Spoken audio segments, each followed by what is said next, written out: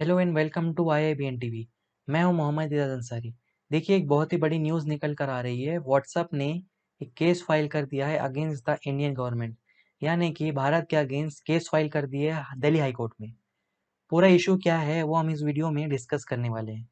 देखिए, 25 फरवरी 2021 को Indian government ने कुछ रूल्स एंड रेगुलेशंस बनाए थे, जो कि social media platforms like Facebook, Twitter, Instagram, ये लोगों को फॉलो करने के कहा था। बट हुआ क्या कि अभी 26 मई को ये लोगों को बैन करने की बात सामने आई। ये क्यों आई? क्योंकि 3 महीने का टाइम हो गया है और ये फेसबुक, ट्विटर, इंस्टाग्राम ने इन्होंने जो भी गवर्नमेंट ने कहा था उस पर कोई भी बातों को सीरियसली नहीं लिया एंड किसी भी बातों पर अमल नहीं किया, कोई भी एक्शन नहीं लिया उन बातों पे। एंड बैन करने की बात हो ही रही थी कि व्हाट्सएप ने दिल्ली हाई कोर्ट में केस फाइल कर दिया अगेंस्ट इंडियन गवर्नमेंट और ये कहा है कि जो भी बातें इंडियन गवर्नमेंट ने कही है वो अनकॉन्स्टिट्यूशनल है, असंवैधानिक है।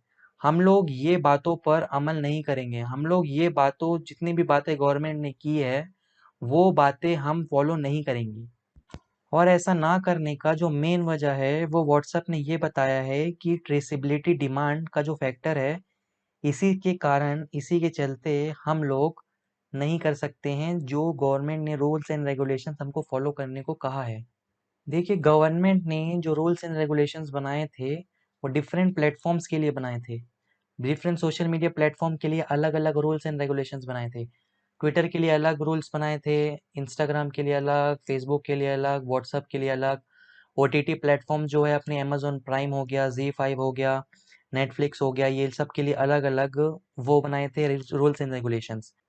देखिए, व्हाट्सएप के लिए इन्होंने एक ये इंस्ट्रक्शन जारी किया था कि जो भी मैसेजेस फॉरवर्ड होते हैं व्हाट्सएप में, तो सबसे पहले उस मैसेज को किस बंदे ने शेयर किया था, मैसेज को जनरेट किया था एंड आगे लोगों में फॉरवर्ड किया, तो सबसे पहला जो ओरिजिनेटर है उसका वो कौन है। तो इस मामले में व्हाट्सएप जो है ये इसने अभी तक कोई भी एक्शन नहीं लिया। अभी तक सपोज कोई भी मैसेज कोई फॉरवर्ड होता है तो उसका कौन ओरिजिनेटर है ये व्हाट्सएप को पता नहीं रहता है। चलिए मैं आपको एक एग्जांपल लेके बताता हूँ। सपोज किसी एक बंदे ने एक ऐसा मैसेज टाइप कर दिया कि पार्लियामेंट की जो बिल्डिंग है उस पर आतंकवाद ने कब्जा कर लिया है, ठीक है, और ये मैसेज को लोगों में शेयर कर दिया। बहुत सारे लोगों तक ये मैसेज फॉरवर्ड हो गया। अब इंडियन गवर्नमेंट ने ये जो फेक न्यूज़ है इसके जांच पड़ताल करने का फैसला किया कि किसने ये मैसेज ओरिजिनेट किया था।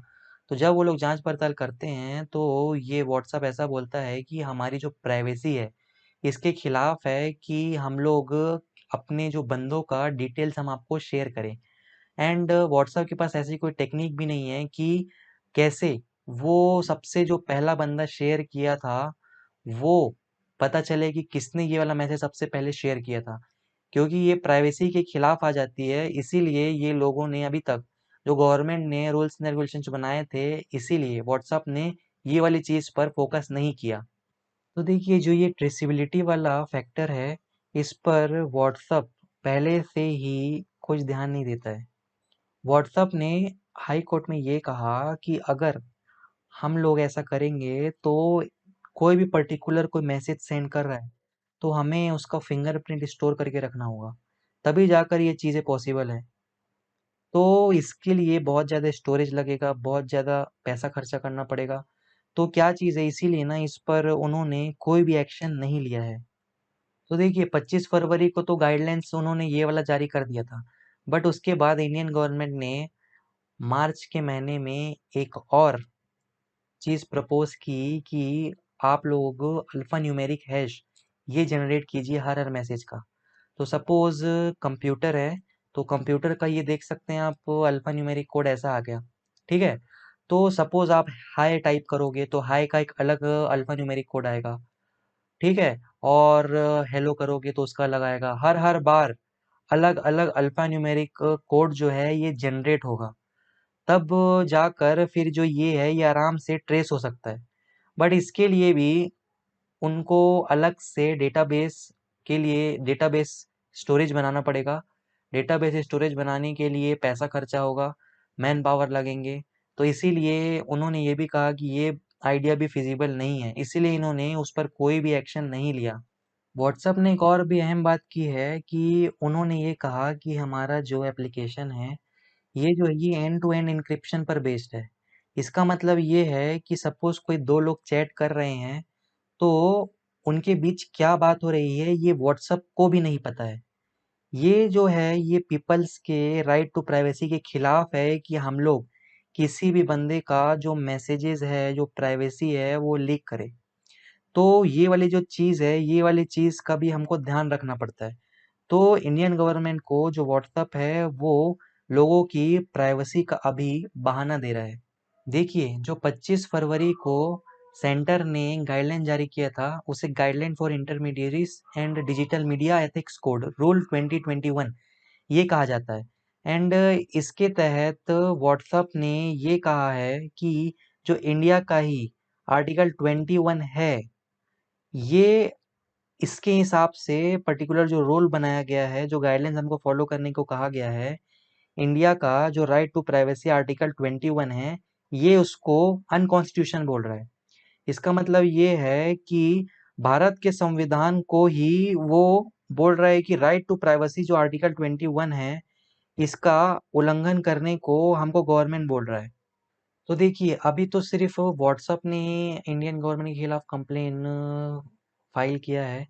आने वाले समय में और भी दूसरी जो कंपनीज है वो लोग भी कंप्लेन डाल सकते हैं, क्योंकि बहुत सारी जो चीज़ें हैं जो 25 फरवरी को गाइडलाइंस जो गवर्नमेंट ने जारी की थी, तो उसके जो खिलाफ ये लोग आगे कंपनीज वाले उस पे वो कर सकते हैं, फाइल कर सकते हैं केस। बट अब देखिए, जो मेन बात ये है कि क्या ये इतनी जल्दी बैन हो जाएगा? जो भी अभी चीज़ें हैं, इंस्टाग्राम हो गया, फेसबुक हो गया एंड आपके ट्विटर हो गए, जो इतने बड़े बड़े प्लेटफॉर्म्स है, क्या ये बैन हो जाएंगे? तो अभी जैसे हमारे इंडिया के पास व्हाट्सअप जितना बड़ा मैसेंजर एप्लीकेशन कोई भी नहीं है, तो हमको पहले इसका अल्टरनेटिव बनाना पड़ेगा, उसके बाद ही ये बैन होगा। अगर अचानक से बैन हो गया तो बहुत ज़्यादा लोगों को परेशानी का सामना करना पड़ेगा। और जैसे ट्विटर हो गया, फेसबुक हो गया, फेसबुक में इतने सारे बिजनेसेस जुड़े हुए हैं, इतने लोगों के उसमें कुछ कुछ पैसे लगे हुए हैं, बहुत सारे लोगों को फेसबुक पेजेस के थ्रू लोग पैसे कमाते हैं। इंस्टाग्राम में इतने सारे लोगों का बिजनेस जुड़ा हुआ है, और ट्विटर में इतने सारे लोग जो है फॉलोअर्स है वो लोगों के। तो इतनी जो बड़े बड़े प्लेटफॉर्म्स है, फेसबुक हो गया, ट्विटर हो गया, इंस्टाग्राम हो गया, तो इन लोगों को इतनी आसानी से इंडिया में बैन नहीं किया जा सकता। और अगर मान लो कर भी दिए तो उसके लिए हमको पहले अल्टरनेटिव देना पड़ेगा। ये जो चीज़ है ये कोई नोटबंदी नहीं है कि 12 बजे के बाद से ये जितनी भी है ये एप्लीकेबल नहीं होंगी। ऐसा नहीं होगा, क्योंकि पहले जब तक इसका अल्टरनेटिव नहीं आएगा, जब तक इन चीज़ों को बैन नहीं किया जा सकता। बहुत लोगों की रोज़ी जो है, जो रिज़्क है, वो छिन जाएगी लोगों से। तो खुद ही दिमाग लगाना चाहिए गवर्नमेंट को कि ये जो चीज़ है, भले सिक्योरिटी है, लोगों की प्राइवेसी है, बहुत कुछ नेगेटिव चीज़ें हैं कि ये लोग कंपनी वाले लोग जो है हमारा प्राइवेसी को यूज़ करते हैं, बहुत सारी चीज़ें हैं। लेकिन अगर सपोज़ अचानक से बैन कर दिया गया तो बहुत ही ज़्यादा मुश्किल लोगों को फेस करना पड़ेगा। आप लोग खुद ही सोचिए, जो लोग इंस्टाग्राम पेज चला रहे हैं 5-6 साल से, जिनके 1 लाख, 3 लाख, 50 लाख ऐसे-ऐसे फॉलोअर्स हैं। फेसबुक में जो लोग अपना कंटेंट बना रहे हैं, जो लोग इतने सालों से मेहनत कर रहे हैं, अगर वो अचानक से बंद हो गया, तो फिर कैसे काम चलेगा? बेचारे वो लोगों की जितनी भी इतने सालों की मेहनत थी, वो तो पूरा मेहनत खत्म हो जाएगा ना। इतने लोगों इतने समय से मेहनत कर रहे हैं, वो खत्म हो जाएगा मेहनत उनका, एक बार में, एक झटके में। तो उसके ज़िम्मेदार कौन होंगे? भाई अगर है तो पहले हमको कोई दूसरा प्लेटफ़ॉर्म तो दो, तब जाके बैन करना। सपोज़ जैसे कि ये टिकटॉक बैन किया गया, तो टिकटॉक जो है वो तो चलिए अलग प्लेटफ़ॉर्म है। उसमें लोगों को कुछ सिखाने को नहीं मिलता, अच्छी-अच्छी बातें उतनी लोग शेयर नहीं करते, उस पे लोग नाच-गाना करते हैं, ये चलता है, वो चलता है। उसको बैन कर दिए, चलो कोई मसला नहीं है। लेकिन जो फ़ेसबुक है, अब फ़ेसबुक को आप बैन कर दोगे, जहाँ पे लोगों के बिज़नेसेस जुड़े हुए हैं, इंस्टाग्राम बैन कर दोगे। जहाँ पर लोग अच्छे-अच्छे पोस्ट बनाते हैं, अच्छी-अच्छी चीज़ें शेयर करते हैं, लोगों के बिज़नेसेस है वहाँ पर। तो इसको आप कैसे बैन कर दोगे? अब जैसे हम कुछ-कुछ अभी आ गए हैं, मौज आ गया है, एमएक्स टकाटक आ गया है। यहाँ पर भी ये जो लोग हैं, इसके बहुत ही अजीब-अजीब वीडियोज़ रहते हैं। इस पे वही रहता है कि लोग छोटे-छोटे कपड़े पहनकर आते हैं, नाच रहे हैं, ये कर रहे हैं, वो कर रहे हैं। तो ये वाली जो चीज़ें हैं कि एजुकेशनल प्लेटफ़ॉर्म टाइप का ये नहीं है। ना ही आप शॉर्ट वीडियो 30 सेकंड की वीडियो, 1 मिनट की वीडियो में आप एजुकेशनल कंटेंट कैसे प्रोवाइड करा सकते हैं? तो ये जो है ये फालतू में लोगों को टाइम वेस्ट कराने के लिए मौज और एमएक्स टकाटक आ गया है।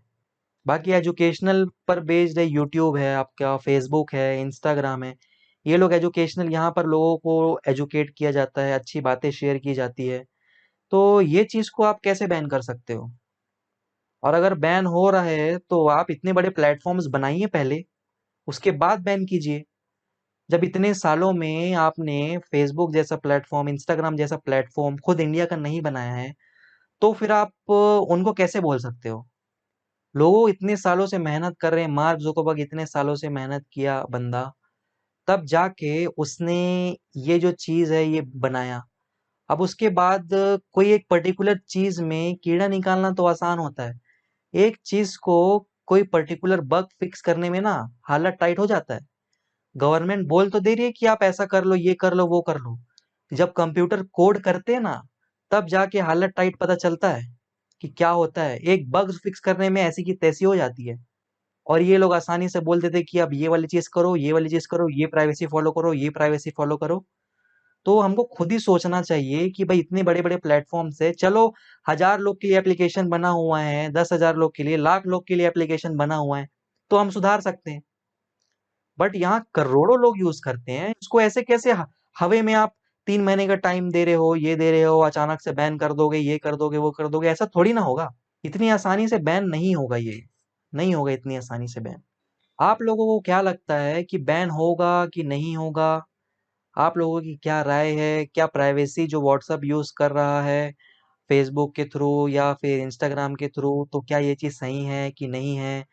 या फिर जो भी आपके थॉट्स हैं, वो कमेंट में ज़रूर लिखिएगा।